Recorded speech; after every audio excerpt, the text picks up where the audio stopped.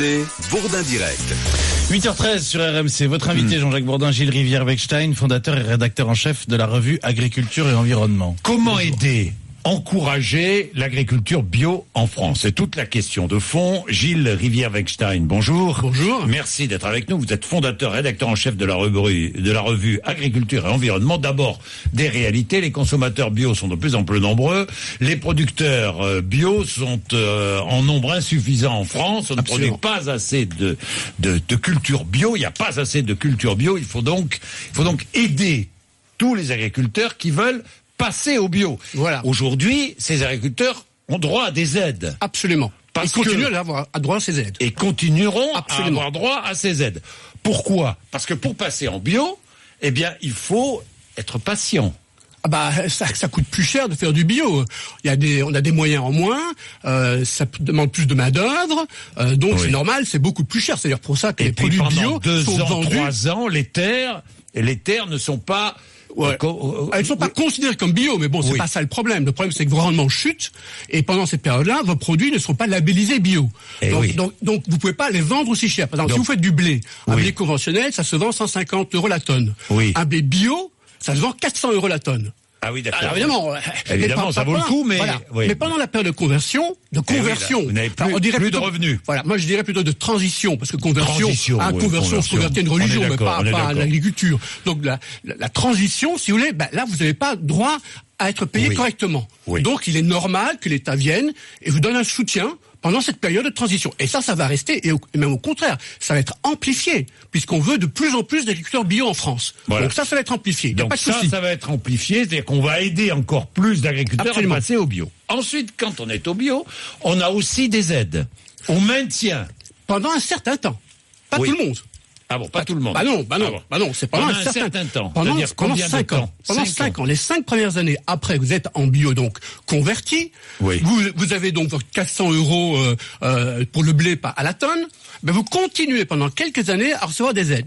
Mais pendant 5 ans. Et ça, c'était une promesse qui avait été mise en place par l'ancien gouvernement. Pendant 5 ans. Le problème, c'est que le nouveau gouvernement, il n'a plus d'argent. Il n'a plus d'argent. Eh oui. Voilà. Donc c'est plutôt sur cette aide-là. Exactement. On va agir et non pas sur l'aide au passage au bio. Absolument. Oui. Donc il n'y a pas de problème, c'est pas du tout une mise en cause de la politique bio du gouvernement. C'est simplement de dire, à partir du moment donné où vous êtes dans le bio, vous faites du bio, vous avez vos produits, vous êtes payé correctement pour vos produits, là c'est le marché qui va donc vous payer. En fait, il y avait une enveloppe.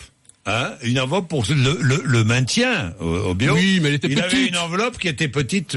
Et le gouvernement précédent a bouffé une grande partie du. Oui, parce que Stéphane Le Foll, il adorait faire des promesses. Il en a fait beaucoup, et il a dépensé beaucoup d'argent qu'il n'avait pas. Alors le gouvernement actuel, il se trouve avec beaucoup d'argent qu'il n'a pas. Donc du coup, il essaie d'en prendre là où il peut en avoir pour en remettre ailleurs. Donc le choix, il est clair, c'est on aide à conversion.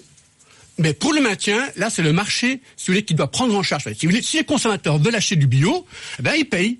C'est ce qui me semble assez normal. C'est ce que dit la FNSEA, d'ailleurs, les coopératives. Absolument. Qui disent c'est au marché de prendre en charge l'agriculture biologique.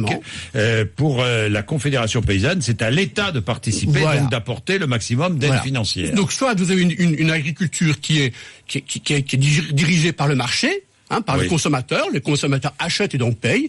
Soit ce que veut la Confédération paysanne, c'est retour à l'État, c'est l'État qui vous finance, donc qui finance votre nourriture en fait. Voilà. Bon, mais comme les consommateurs vont consommer de plus en plus de produits bio, que ça continue... ça pose pas de problème.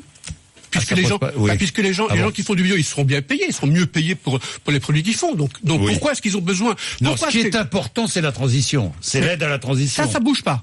Oui. Ça reste. Oui. Donc il n'y a pas de souci là-dessus.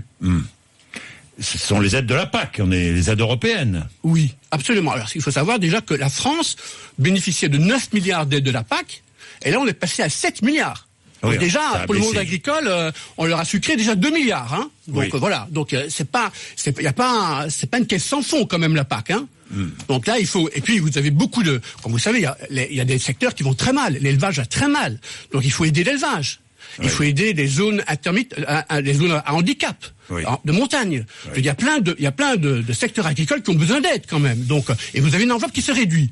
Donc, le gouvernement a choisi de dire, très bien, pour le maintien, ça, on sucre, et on se focalise sur l'éco-version, la transition. Le passage au bio. Absolument. Bien, merci à vous, Gilles Rivière-Weckstein, qui est fondateur et rédacteur en chef de la revue Agriculture et Environnement. Je parlerai de